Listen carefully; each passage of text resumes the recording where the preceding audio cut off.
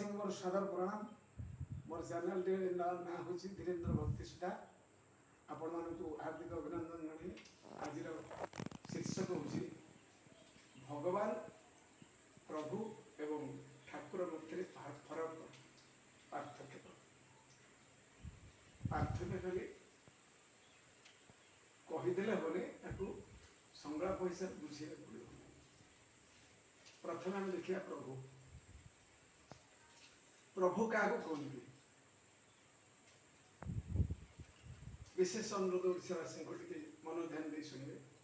प्रभु कहले निराकार परम ब्रह्म।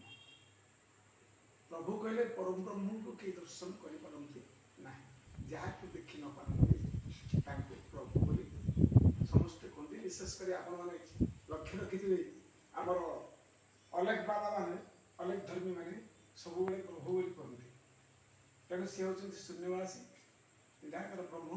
तेणु कहीं देखिपारती प्रभु बोली कहते।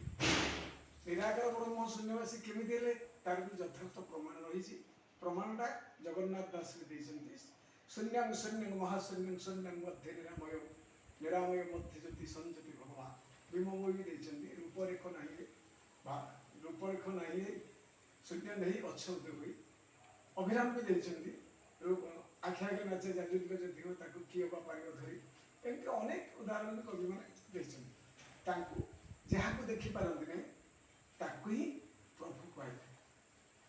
ठाकुर ठाकुर कहले आम बुझुचु माटी इटारे जो तैयारी कि पथर जो तैयारी ठाकुर संबोधन कराए। यथा ठाकुर कहले विसर्जन और आवाहन थाए।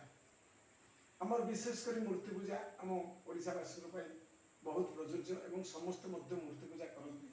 ये मूर्ति पूजा जगत को आवाहन कर आनती और किसी दिन पर विसर्जन कर दिखती। या ठाकुर कह विशेषकर कहते चल ठाकुर देखा जाए। आज ठाकुर विसर्जन हो दुर्गा माँ कि पार्वती कि आज शिव पार्वती कि गणेश कि सरस्वती माँ ये सब माटी जो मैंने पूजा कर विसर्जन करती ठाकुर उपाधि दिया। तापर है भगवान। भगवान किए भगवान आम समस्त भगवान जड़े जड़े केमी प्रत्येक हृदय आत्मा नारायण विराजमान।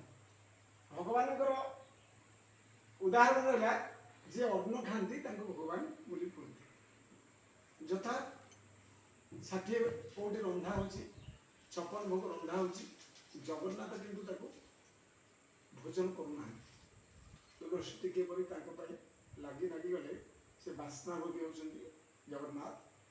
जगन्नाथ जब 60 कौटी खाते 60 कौटी कहीं रांधते नहीं से कहीं सृष्टि ध्वंस हो जाता समस्त खाद्य पृथ्वी सरी जाता। तेणु भगवान केवल बास्ना भोगी। जगन्नाथ आमर जो श्रीक्षेत्र अच्छा क्षेत्र फल सी हूँ बास्ना भोगी। केवल बास्ना तुलसी बास्ना अन्न व्यंजन व्यवस्था कराए। तेणु ये जो 60 कौटी रंधा हुए जाए कौटी ये 60 कौटी जाए आनंद बजार। आनंद बजार तार अभड़ा आकार बिक्री हुए जनसमाज कि प्रत्येक जनसमाज फल क्षेत्रफल भी उन्नति हुए। जगन्नाथ मंदिर परिचालना भी करा जाए। तेणु अन्न जो मैंने खाती भगवान बोली आम कह। यथा आत्मानारायण प्रत्येक हृदय विराजमान। तेणु आत्मानारायण मान सृष्टि बचाई जो मैंने अन्न व्यवहार करती भक्षण करती भगवान कह। जगन्नाथ दास तार भी प्रतिपादन कर भागवत सकल घटे नारायण बसंती अनादि परम कारण। सेमती प्रकृति नर देही मानव मान को भगवान सदृश तुलना कर। तेणु ये भगवान आ ठाकुर आ प्रभु विषय आपण मैंने कि अवगत हवा पूर्व आम चिंता करवा। ये मानव समाज जो मानव आम जन्म होइछे सत्य शांति दया क्षमा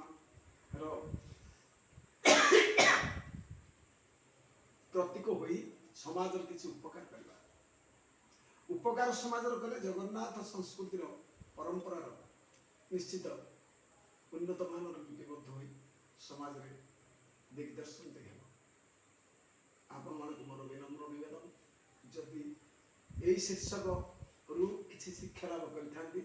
ଆପଣମାନେ ଏହି ଶୀର୍ଷକକୁ ଯଥା ସଦୁପଯୋଗ କରିବେ ବୋଲି ମୋର ବିନମ୍ର ନିବେଦନ। ଆପଣମାନଙ୍କୁ ମୋର ଯୋଗାଯୋଗ ନମ୍ବର ହେଉଛି 9861386151। ପାଲା ଅଭ୍ୟାସ ପାଇଁ ଆପଣ ଚାହିଁବେ ଯଦି ତାହେଲେ ଏହି ନମ୍ବରରେ ଯୋଗାଯୋଗ କରିବେ ଏବଂ ଯଦି ଆପଣଙ୍କୁ ମୋର ବାକ୍ୟାଳୟ ପରୀକ୍ଷା ଆଲୋଚନା ଭଲ ଲାଗେ ତାହେଲେ ମୋତେ କମେଣ୍ଟ ମାଧ୍ୟମରେ ଜଣାଇବେ। ଜୟ ଜଗନ୍ନାଥ, ଜୟ ଜଗନ୍ନାଥ।